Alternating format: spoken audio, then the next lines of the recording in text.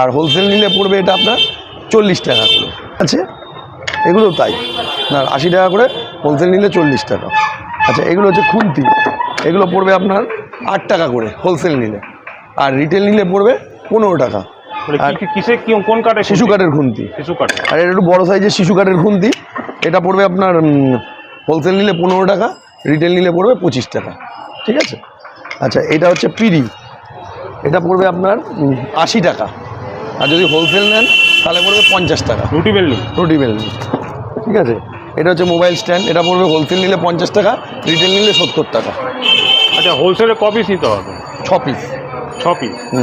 আচ্ছা বলছি যে আপনি তো এগুলো তো করছেন, বিরিয়ানি ব্যবসাটা আপনার কেমন চলছে? বিরিয়ানি ব্যবসাটা ভালোই চলছে, মোটামুটি খারাপ চলছে না। আর সেই কি আপনার সেই খিদিরপুর রিয়াজি খাসি আছে? একদম খিদিরপুরে রেয়াজি খাসি আছে, আপনি খেয়ে দেখবেন কোয়ালিটি আরও বেড়ে গেছে এখন। আর বিরিয়ানি দিন যাচ্ছে ব্যবসা কোয়ালিটি আরও বেড়েছে? অনেক বেড়ে গেছে। আর দাম কেমন?